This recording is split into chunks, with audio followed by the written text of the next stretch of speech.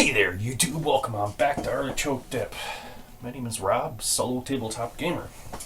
And in this video, I'm going to talk about a gaming system that I picked up in the spring. This is when the whole entire COVID thing began, and I thought, well, maybe I should find something new to keep me busy for a while for what we thought was going to be 2 weeks at the time. It turned out to be longer than that. That game is Forbidden Lands. So before I get into this, if you liked the video, please click the like button, and if you haven't subscribed, click that subscribe button followed by the bell icon. Every time I upload a new video, you'll get a notification so you don't miss one. So I've watched a lot of reviews. Different people play this. People talked about it.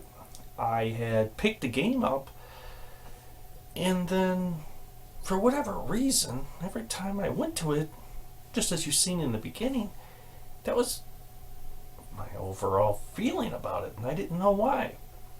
Cracked pages, thumbed through it real fast, closed it up, and put it back away. Maybe it had to do with I was associating it with this whole entire pandemic and everything it brought with it, or maybe, just maybe, the way I am with games at times, I'll pick them up and I won't get into them right away. I'll put them on the shelf. They'll sit for a little while, and I'm interested in different games, different things at that time that really, how should we put this, occupy the time I do get to really enjoy gaming. And it just takes me a while to get to them. Maybe that's it as well. But for a while, I just couldn't bring myself to it. Didn't know why. And then it was Thursday night. Sat down and I cracked open the Forbidden Lands Players Handbook. I started to read it. It's good. It's really good.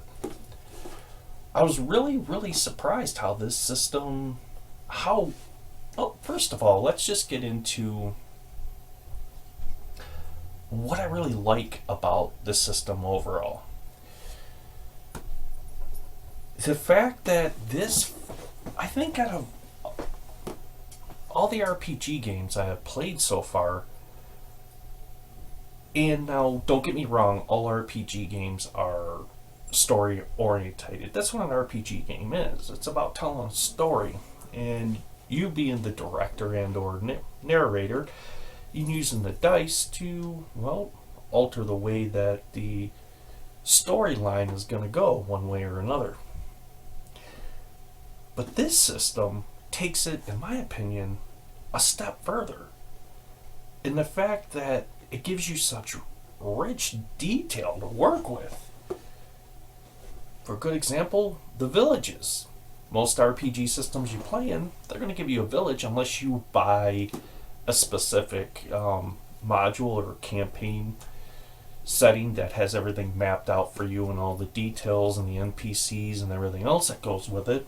It's mainly left up to you, and I think a lot of people probably do it the same way. You know, instead of investing all that time into one village, it's just pretty much a cookie cutout, and you put in there what you need as you need it, which is a good way to do it. But in this system, it goes a step further, a huge step further, and with a few dice rolls, you can get an extremely elaborate village and a background with a rich history, and it's awesome. Which I have to say, I'm pleasantly surprised. Now, the system works on a D6 system. And, of course, they did offer dice sets for a while, which everybody seems to be sold out of. But when I looked at the set, I just kind of was like, I mean, I got enough dice. Do I really need a six-sider to give me two blades? No, not really. A six-sider is a six-sider, and if you played any type of RPG game that utilizes a silhouette system or a D6 system, you understand that a 1 is a fail and a 6 is an automatic success. So it was kind of for me like, okay, let's look at a picture of this dice set they're talking about out of this and see what it has to offer. And I seen it, and I'm like, well, I have all those. I really don't need that. But the thing I didn't have was the generators that it has in here. All the way from my beginning story that started here, that just right off the get-go. At first, when you look through the Players Handbook, it looks like a lot to take in, and there is a lot. I mean, you could spend an entire day reading everything in this book. But once you skim over it and you familiarize yourself with it, it's actually a very simple system to grasp very quickly. Characters are very easy to make. An NPC would only take you a very minimal amount of time as a game master. But the best part about this whole system is it works great solo. Really good solo. As a matter of fact, as long as you have the set with the Game Master's manual to give you all your encounters and everything you need to know to run the encounters and NPCs and your backstories and this, you have everything you need besides the map. Even the map is very cool for the fact that how they designed it, unlike a lot of RPG systems that we've seen, where to give you a book outlining the areas, and here's a map. And for most part, the map is just kind of like fluff. It looks nice, it's cool. It's really not practical in any sense, other than you lay it out on the table and the other players can look at it and go, ooh, ah, great, and then at that point you pretty much get rid of it. Or you hang it on your wall, something like that. But besides that, it really doesn't do a whole lot. Whereas in this system, the map is everything. The map is your entire history through your story, through the game. And not only that, as you move into different hexes, how you move is unique compared to a lot of other RPG games too, where I have been so used to dealing with RPG games that are designed with the mindset of miniatures in them and movement, that this is completely different. Whereas if it breaks up your movement into 4 quarters of the day, your morning, your midday, your afternoon, and then your evening, and while this is all going on and you are exploring this world that you create off of a few D6 rolls, on top of that, you have to be very mindful of food and water for your characters, because if not, they can succumb to thirst and or hunger quite quickly. Not only that, it's very unique how they even include the mind thought of, what if it's wintertime? How can they endure? Or is the coldness going to get to them? Are they going to freeze to death or fall? That's all outlined in everything. The amount of attention and detail that was put into this game is just absolutely amazing. And I'm kind of sitting back now. I have spent almost a whole morning sitting here, and I worked on some characters over yesterday, and got those done while I sat and streamed some Netflix. And then I decided this morning, you know what?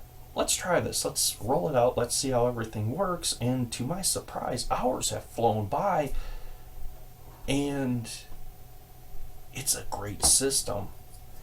I think the most unique thing I like about it is how it's built on, instead of the old style hack and slash where you just go in and slash your enemy down, this kind of puts a different spin on things. Even how the encounters at that point relate back, and they even say you should save combat to the last absolute positive resolution to the situation, because the fact is, combat in this system is extremely lethal, and there's a lot hanging in the balance. As a matter of fact, you only have a very limited amount of life to deal with your character, and you have to be very careful on the decisions you make, otherwise it's going to be a very quick game. Now, with that being said, I don't want to scare you off, because that's not the intent. I want to talk about how great this is. I'm blown away at how great of a system this is.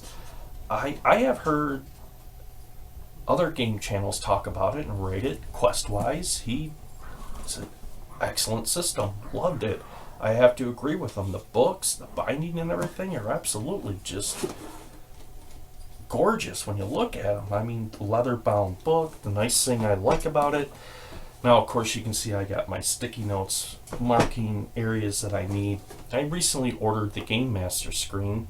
When I say recently, I mean yesterday.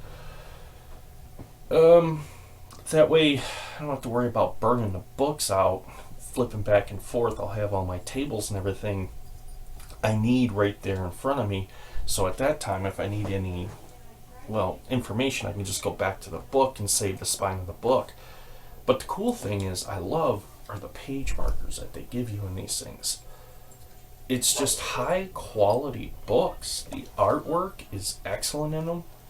Even though it's a black and white artwork, it's just absolutely very, very awesome RPG game, I have to say.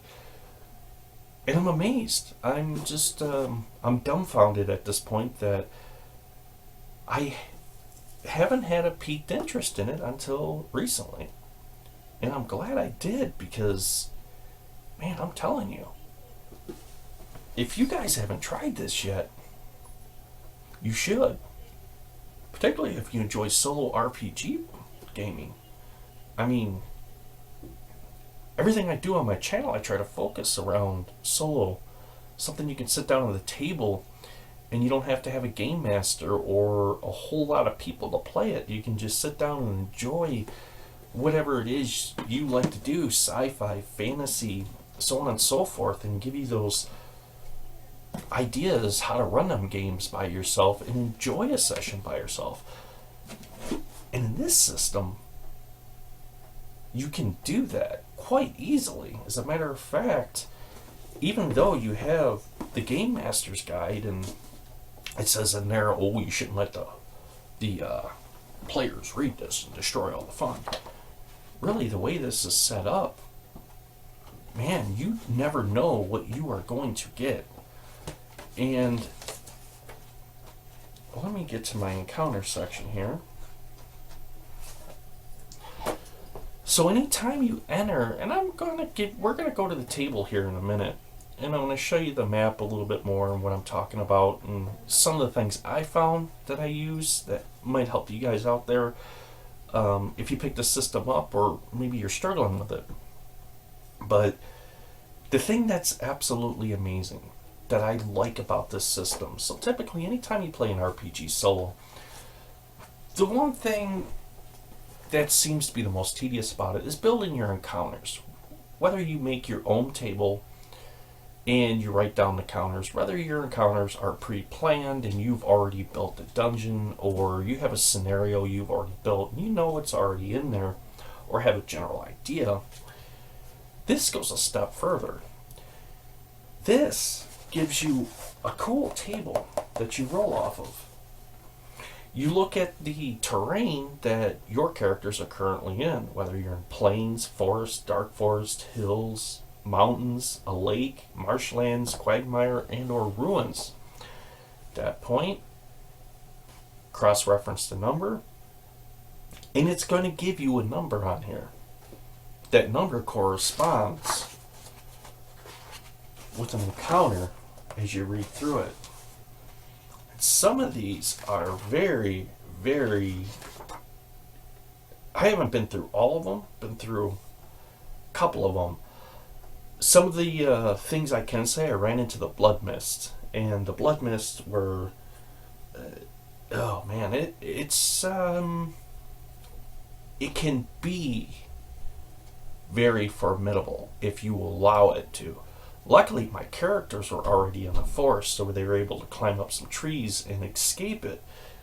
But if you stay too long at that point, it can attract a blood demon. And then once that happens, things get ugly real fast. Considering when your characters start out, you don't have the best armor or weapons.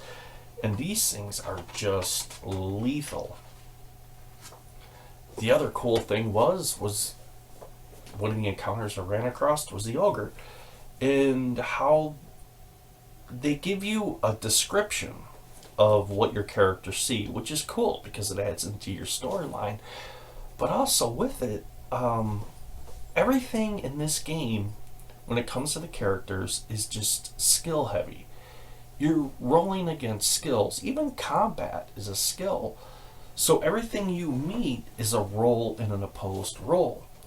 Now, with the ogre, how it went, which was kind of funny, my characters were lost. They were trapped all evening up in the trees from these blood mists, and they couldn't go down. If they did, it would mean certain death. But as the morning came, and this is in the middle of winter in my game system, mind you, not because it's winter here, because when I rolled the dice, that's what I was like, okay, this, and this will be this time of year. Turned out to be winter. So they started out with a clear intention as to where they were going to go. They quickly got lost in a blinding snowstorm, only to find themselves, I don't want to get too far ahead. But anyways, they spent the evening up in these trees. They came down, there was this ogre.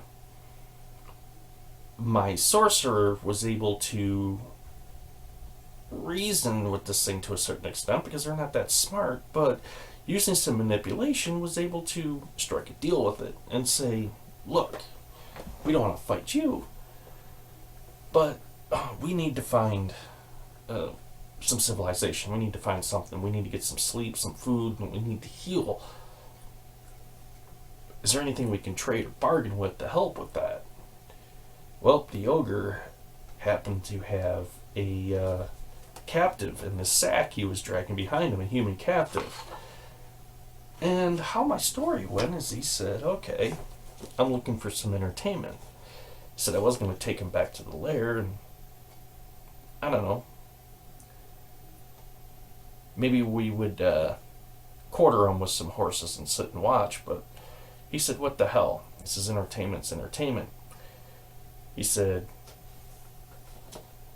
either you or your warrior back there are going to spar with him to the death. And if not, I'll kill both of you. They agreed. So my character, he was able to pull it off, was able to kill him, gained a weapon and a little bit of silver out of it, but in the end, they found a village. And that's where my story left off. But let's talk about this a little bit more into depth, how the game works, and show you a little bit of mechanics behind it so you can see what I'm talking about. And heck, maybe this game will find its way onto your game table. I can only hope, because this is a really, really cool game. Let's move on to the table. So I still have my game board set up here. As you can see, I got my snow or Arctic grid terrain and, my little pine trees from Hero Quest from years ago, but they still work great. But let's move this stuff out of the way and let's talk about Forbidden Lands a little bit here and get into what Forbidden Lands really is. So, Forbidden Lands, when you open up the box set, you're going to get a cool looking map. And you're going to realize real quickly that it's two-sided, it's the same image, both sides, on the map. And of course, in that box, you're also going to get some stickers. Get them out of here. Like so. That's intended to mark areas on the map as they're discovered. The only problem is these, as you can see, are of crappy quality stickers. As a matter of fact, you know, I deal with decals and stuff like that on equipment on a regular basis, and I spend a lot of time peeling decals, so when I can tell you these are low quality crappy stickers and or decals, however you want to refer to them, yeah, I can tell you right now, I know it when I see it, and man, these are crappy. So I decided we're not going to use these. And on top of that, what if I want to play a different adventure or start over or have multiple stories at one time with different characters? Isn't that going to ruin everything, having the sticker plotted right there on the map? Now, some people could say, well, you could turn the map over and use the other side. Well, yeah, sure. But what do you do when you do the same with that side? Then at that point, I guess you could order more maps if you wanted to. Me, what I did is decided, you know what? Why don't I make things easier for myself?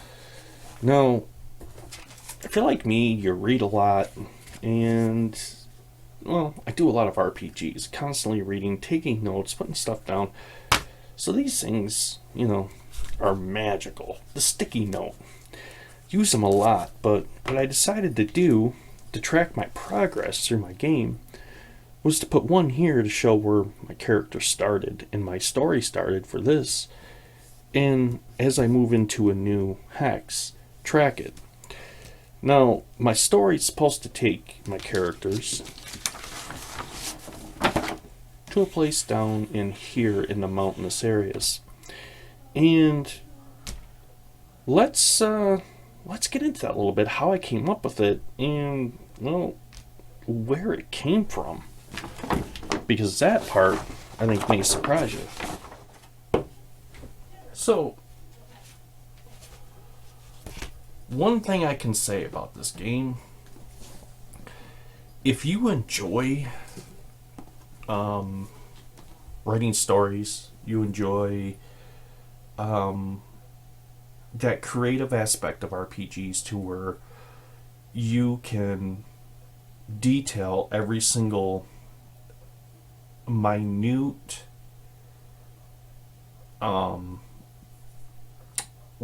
the word I'm looking for, every single minute detail about your world, you're gonna find this game is gonna give you a huge amount of ammo to do that with, whereas of other RPG games are more focused on combat, so to speak, and miniature skirmish, moving around the board. This one leans more towards fantasy of the theater of the mind, if you will. Now, of course, that doesn't stop me from using my minis on my table. Of course, I still use them in the mark off where things are going and all that. It only heightens the experience when I have a 3D representation in front of me, and I'm able to project that from my imagination to the table where I can sit and I can look and move everything. But let's get into the basics and talk about the basics of what this game is and see if it's right for you. So the first thing, obviously, you're going to do is you're going to open up the Players Handbook and you're going to go through it. And like I said, at first glimpse, this can seem pretty intimidating. Don't let it be. It's really, really not. As a matter of fact, if you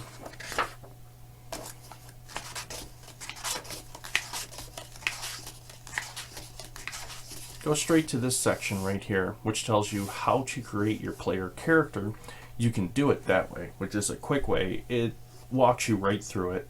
You know, your first character is going to take you the longest to make because, well, you're going to have to fumble through, you're going to have to find, you're going to have to read a little bit to understand, but if you played RPG systems before, you'll pick it up pretty quick.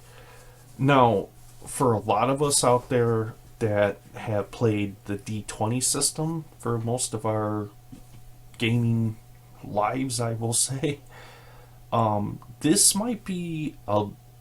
It's not going to be too far of a stretch, but I think the thing that's going to throw you off a little bit is the fact that it is, in fact, this is a skill-driven game.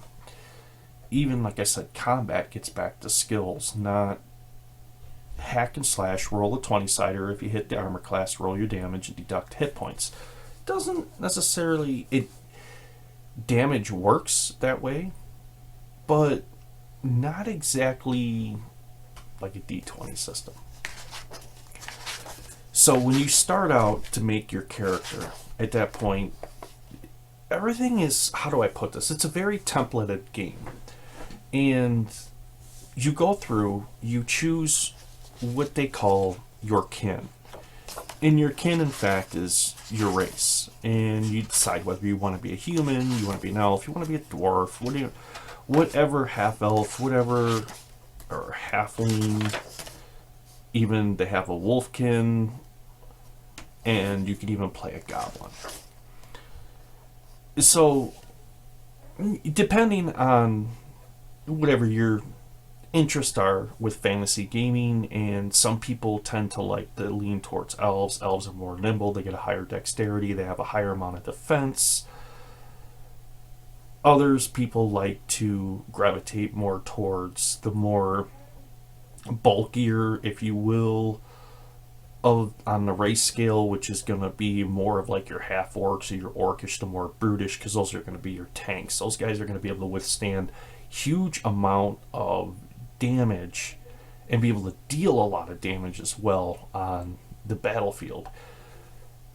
That comes into play, but you really have to look at what you really want to play.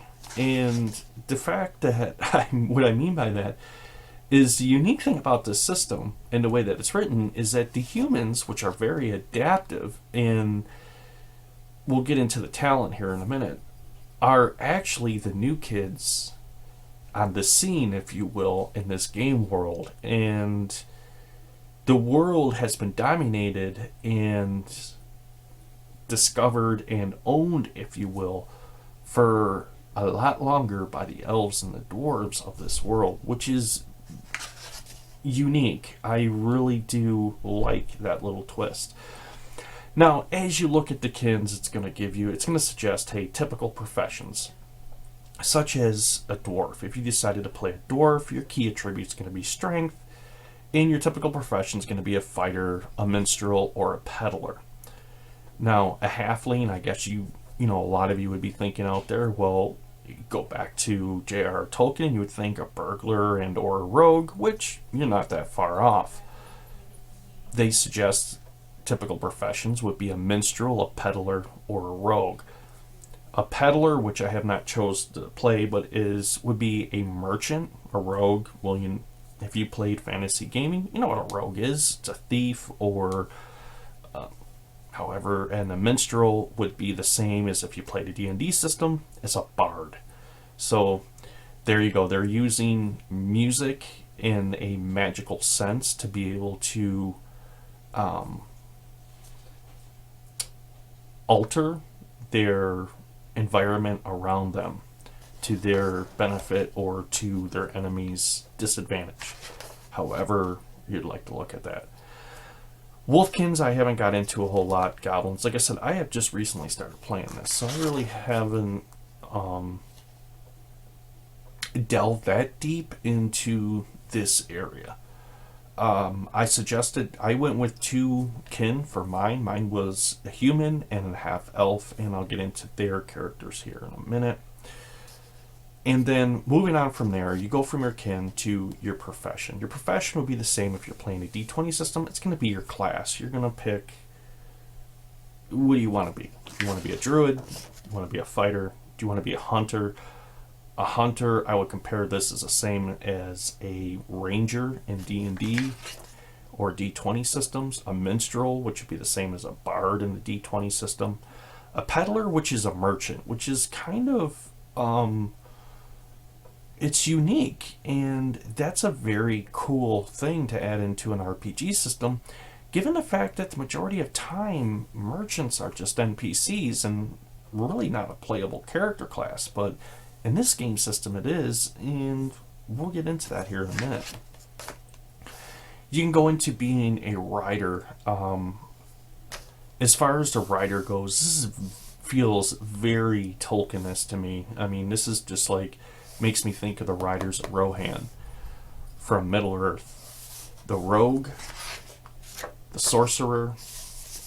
Now, here's the cool thing about this. So you go through first and you pick your kin, what kind of kin you're going to be, your race. Then you go through and pick your profession or class. It's at that point you get into your attributes. You're going to roll using 2 6-siders, and you're going to pick one to be your tens, the other one to be your single digit, and it's going to be a percentile system, right? Very simple. So I would have a 54 right there. It would be at that point you would cross-reference your kin or your race, and you would look at that. So let's say I decided to play a dwarf and I had a 54. Well, a 41 through 80 would make him an adult. And the fact that he's an adult, I would then at that point go and look at my attribute points. So an adult's going to get 14 points. Now, you may think, okay, 14 points, but when you start out, you get 4 attributes.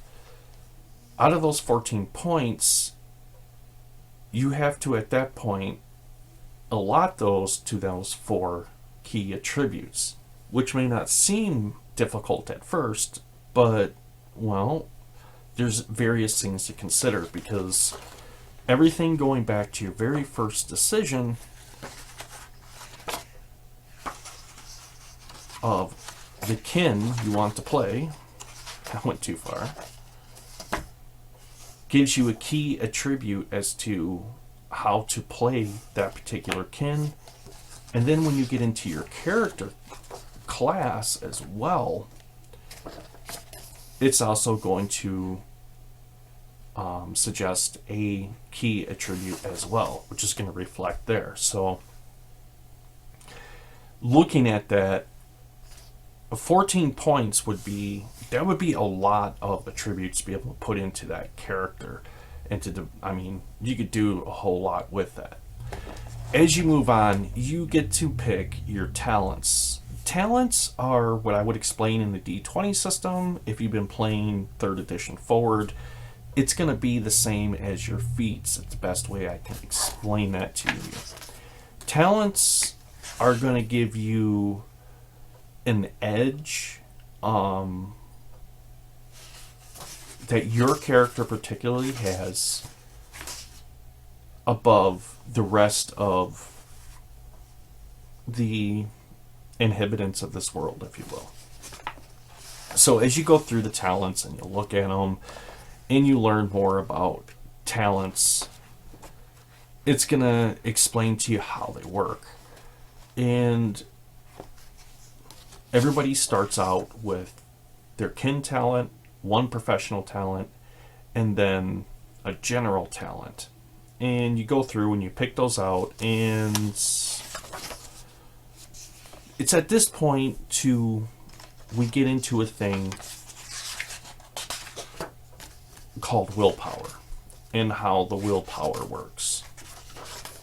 So I think at this point you understand the kin, the profession, you pick your talents, and from there on out, your character sheet's pretty straightforward. If you pick this at this point, then at that point it's simple enough to look at your skills, and your skills, depending on the class that you picked, is going to tell you what your key skills actually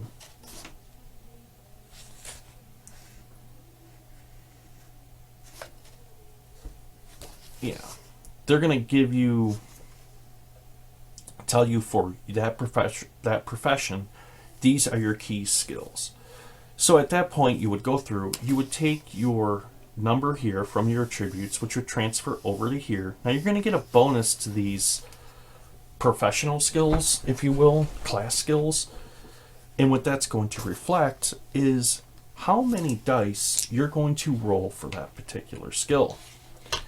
Now, given this example that they're showing us here in the book, as you can see, we have a half-elf sorcerer, and they have a lore skill of 3. So I would roll my 3d6. Now, this would automatically be a failure, marked by, which these are supposed to be 1s, but they're skulls. Now, I would have a decision. I could either accept my fate that, hey, I failed that lore check and move on, or I could say, you know what, I'm going to push and I'm going to re-roll these. Now, of course, if I re-roll again and I was to roll, let's say, 2 skulls again, at that point I would take 2 points against that attribute. That attribute, going back to lore, would be my wits, and my wits would go from 5 down to a 3. Now, out of that, because I pushed it, I would get willpower points. Willpower points are used to use your talents. And as you look at your talents, they give you bonuses to your skill rolls. So, as an example, I could have had a talent that said, hey, by using this, you could re-roll that roll. Which means, just as an example, I could use one of those points and then re-roll my roll. At that point, haha, getting a success, and ultimately, at that point, passing that lore check. Now, this is just all an example. This isn't the rule straight out of the book. I'm just trying to make it a simple, little video here, if you will, just to make things move smoother. Pretty much, that's your character in a nutshell. That's just how simple it really is. Moving on from there, you're going to see everything you would normally see in an RPG you've played so far: encumbrance, carrying too many items, or not enough. But the thing I really do enjoy about this game the most is your conditions. If your character does not rest overnight, right here you can see, you become sleepy. At that point, it has adverse react. It has. I better take a sip of this monster.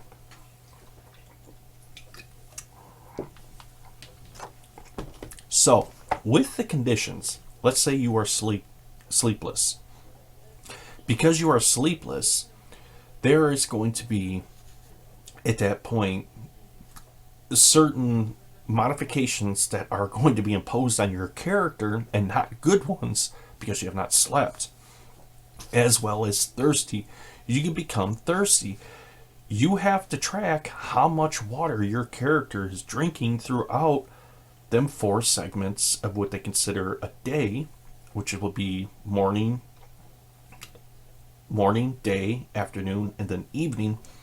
And then, of course, you also have another condition, which is hungry, which you also have to eat rations. If your character does not eat rations, they suffer conditions and modifiers from that as well, and cold. So anytime it is not summer, spring in this game system, it is fall, winter, depending on how your adventure rolls, you have to roll against your endurance. If you fail your endurance roll, it is at that point that you take a point of damage against your strength. Now, at any time any of your abilities are reduced to 0, you become broken. Broken, well, let's just go into broken and see what broken is.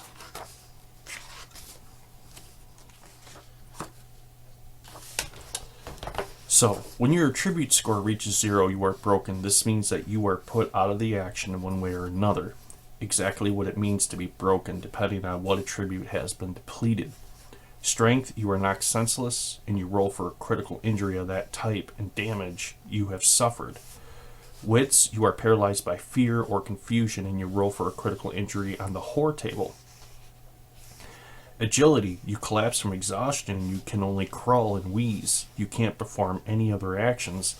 And then, of course, empathy, you break down in despair or self-pity, and you must either explode in a violent outburst, kicking and breaking everything around you, or withdraw from everybody around you. So, as you can see, you don't want to become broken. Broken is a bad thing in this game system. I think at that point, as far as character creation goes, I mean, I covered character creation in a nutshell. That's how simple it is. You pick your kin, you pick your profession. At that point, you roll on your age table, you take your attributes, you assign them, and you go through and you make a few other different decisions on how you want to make your character. Those being, you start out with a pride, and you pick that out when you make your character. My half elf sorcerer, because I decided when I started this out, 2 characters. One, which would be a fighter, and the other one, which would be a magic user. That way I can learn the system at the same time using 2 characters, both the combat side of it and the magic side of it, how the system works. And so far, it's been very fun. So, the pride, you have read many books and know the way of the world. I have a dark secret. That is, you are haunted by visions of the world behind the veil. Which means, so she's a sorcerer. She's seen things that other people don't notice. Visions, maybe, or other weird things that plague her dreams, if you will, at night. The other thing is a reputation, how well you're known, and your reputation at that point, I would write down there, and as that adds up, that's later on thing. And then, moving on from there, that's pretty much it in a nutshell until you get to your back half of your character, which is your armor, your weapons, any equipment you carry, your riches, such as your gold, spells, so on and so forth, and then you're pretty much done. At that point, you move. Everything else is a die roll, and out of that die roll, you get some very interesting things to work with. You move on to this book right here, which is called Legends and Adventures. The first part gives you backstories. The second part gives you a legend generator, and then you have a monster generator. If you want to generate your own unique monsters for a particular encounter, you can do that with this. As you move through, and this is a quick way too you can use for NPCs. You could, as a matter of fact, skip everything in the beginning of the book and just use this, and it's automatically going to generate your kin. And then as you get your kin, you go through there, and this would ultimately build a character for you, is what I'm trying to get at. Although, me personally, I wouldn't want to leave that all up to 100% die roll. I do want a decision on my character and how I build them and the way I want the story to move and all that. So, but let's move on from there and let's get into some backstories of characters and some of the just cool stuff that comes out of it. I mean, so using this, I came up with the backstories for my characters.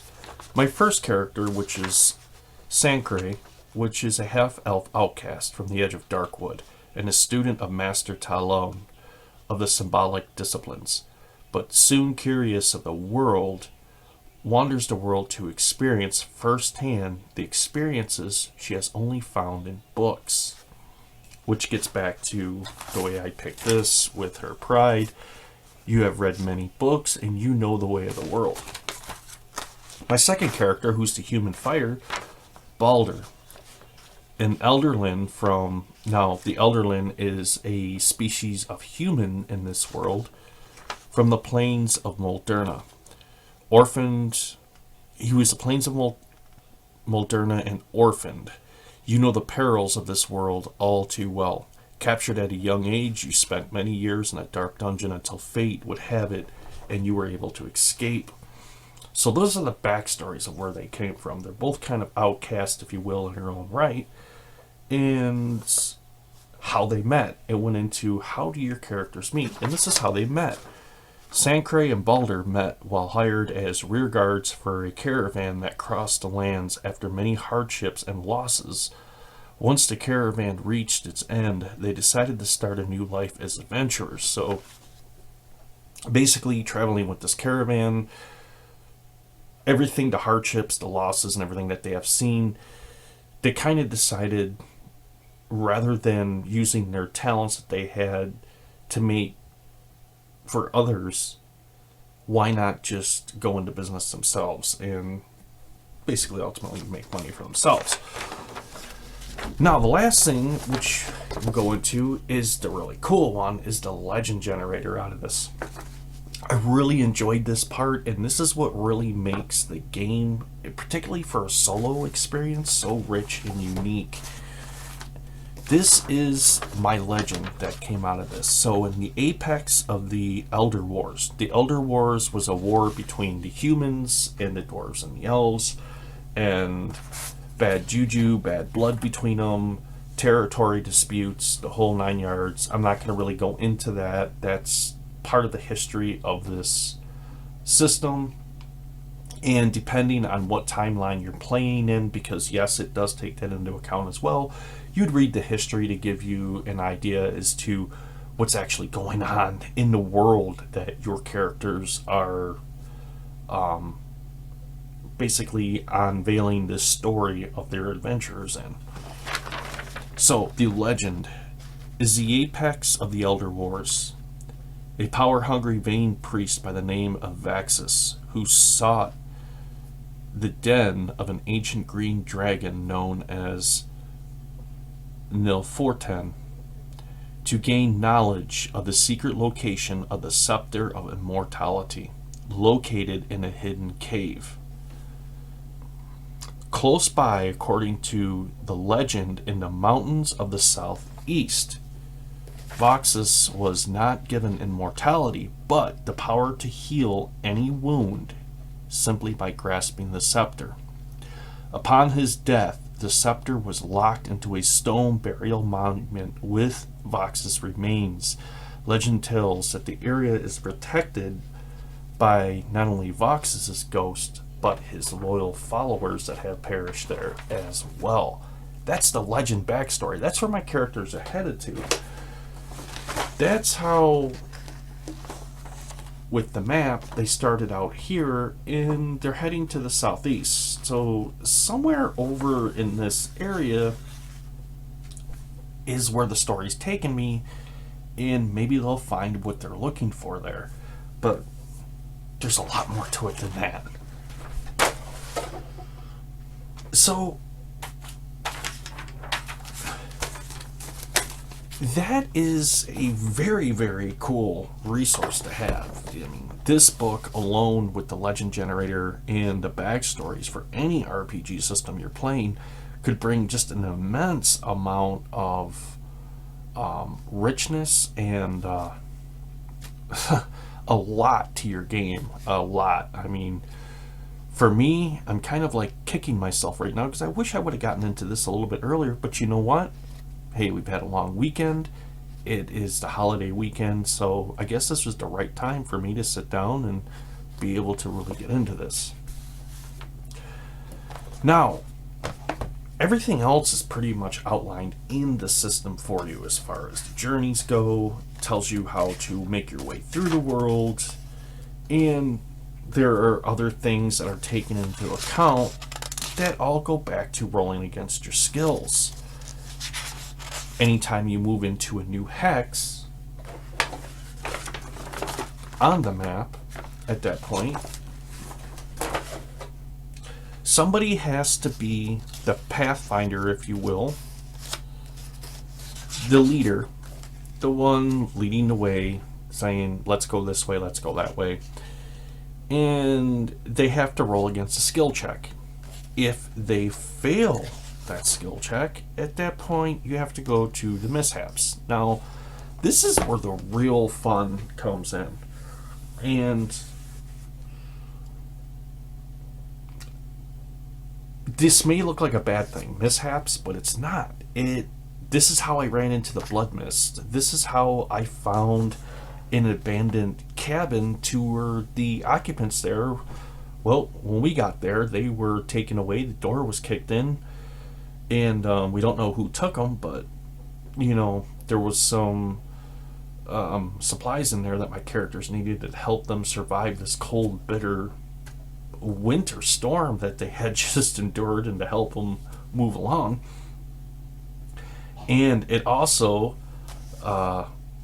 led to many other mishaps. I mean, that's just the way it works. It's very cool how this adds a twist into your story, and it challenges you, even solo. If you're playing solo, this is going to challenge you. It's not going to be, I'm going to skate through this like a good old-fashioned dungeon crawl, kick the door in, I'm going to dominate the dungeon and kill everything in it. You're going to find out in this game system real quick, your characters are but a very small cog in a very, very large wheel. So moving on from there, if you can forage, and you have to do a skill check. If you miss that, you have to go through foraging mishaps. You can hunt, and of course there are hunting mishaps. There are fishing mishaps. You have to make camp for your character as well. There are, well, you guessed it, camping mishaps. Even resting mishaps. It goes into sea travel mishaps because, well, there are large bodies of water marked on the map, and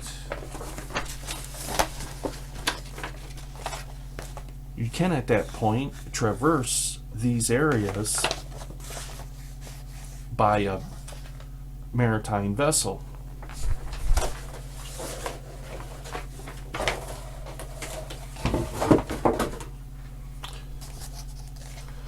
So the last but not least, you get into the Stronghold. The Stronghold, and like I said, today was my first game session, and so I haven't acquired enough to really get into this part about it. But what the Stronghold is, it's about collecting riches and reputation and building for yourself, in fact, a stronghold. A place you can go back to and rest and stash your treasure and plan your next adventure, where you're going to go. Get hirelings to be able to do some of that dirty work for you so you don't have to do it. Like, look at that evil looking cave system over there with a foul odor of death and disease coming out of it. Why don't you go ahead and go on in there and check it out and see what you find, and come back and report to us and let us know. If there's any treasure, feel free to bring it out. So you have that area you can go through as well.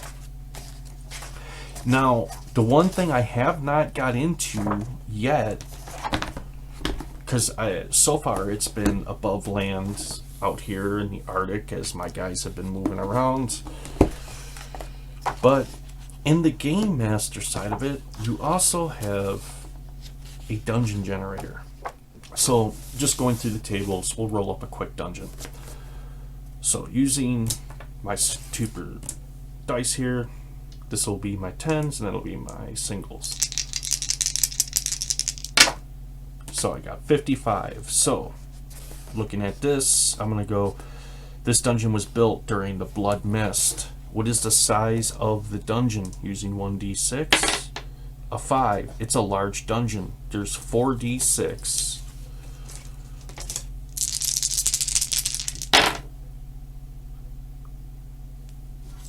21 rooms will be housed in this dungeon.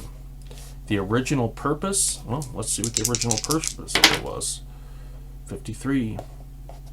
A prison. Oh, that ought to be fun. Who created the dungeon? Well, let's see. 22. Dwarves. For greed. So perhaps they made this prison to lock away the other greedy races from stealing from them. And then what is the history of the dungeon? Well, we got a 31, so let's see what 31 is. Resources dwindled and builders left the dungeon. So they just left it abandoned. And other things soon came in and took it over. So what are the dungeon inhabitants? Well, let's figure that out. That goes into that as well. 42. Ghosts. Oh, it's just getting better and better. What is the entrance to the building? Entrance to the dungeon, I'm sorry. 64. A stairway down into the deep. Okay. And it continues on from there to dungeon traps, dungeon oddities, and it even goes into a castle section to where you can build a castle as well. So, type of castle. Let's see what type of castle it is. 62. A fortress. It's large. Age of the castle. 43. During the Elder Wars. So that's a pretty old castle. Original purpose.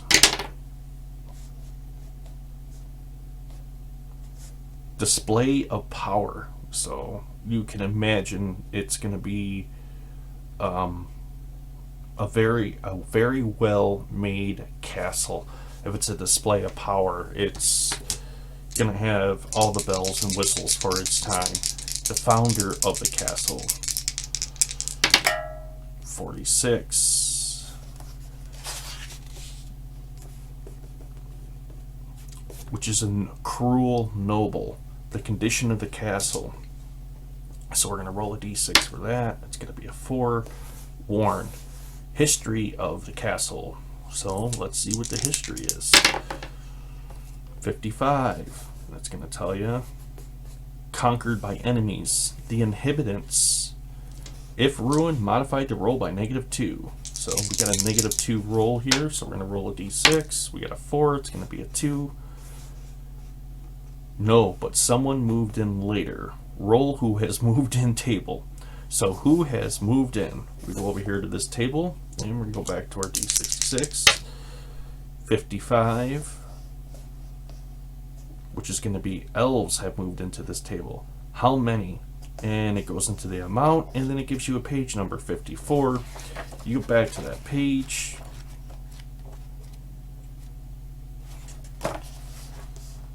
And then, boom, it gives you all the information you need to know for those encounters. The abilities, it's going to give you skills, and there's going to be no talents associated with them. If you want to give them talents, you can. And then the gear that they're going to start with that are going to inhabit that castle. Now,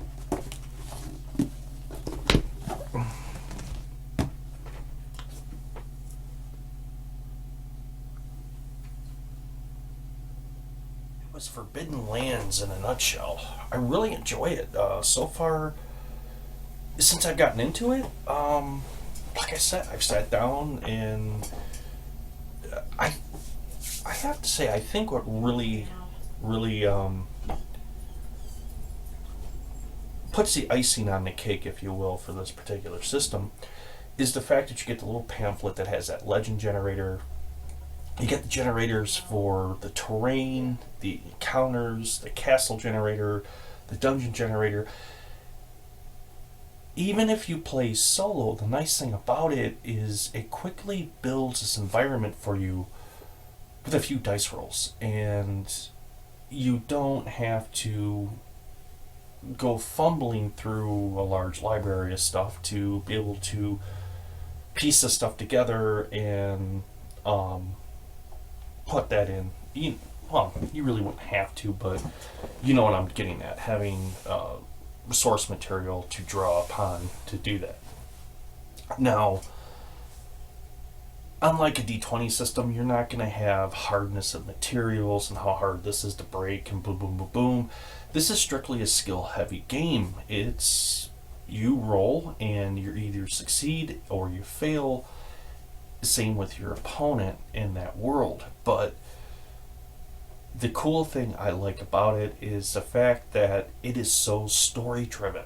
And I have to admit, for a while, particularly with D&D,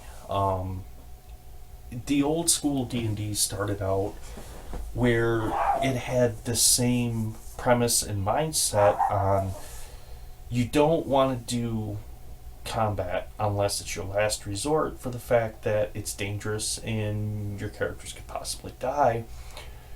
So try to think your way out of the situation rather than fight.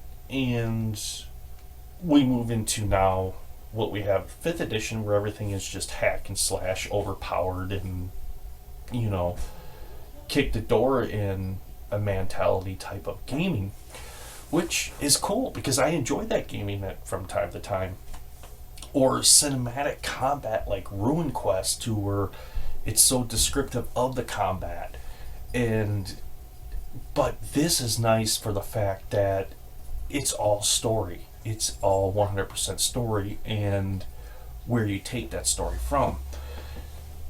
Now, I have picked up, and once I play through it, I'll do a review of that too and let you know my feelings on it. But as I was looking at this, because I recently came across this book right here, The Fantasy Trip, which is a Steve Jackson game. If you're not familiar with Steve Jackson, he's the creator of the GURP system. And he recently, I don't know all the details about it, but somehow he reacquired the rights to his game system and decided to publish this and put this out. And very reminiscent of this system, Borderlands, to where it uses a very simplistic character building system, a minimal amount of attributes to play the game, and very skill heavy, if you will. This game does the same as well. But I decided before I just jump right into this and start this, maybe I should get Borderlands shot first. I think I'm going to be stuck on Borderlands for a while, and who knows, maybe I'll do a few playthroughs and upload them so you guys can see how it goes and see how that does as well. Now, let's get into ranking Borderlands. Where would I put that? And I'm going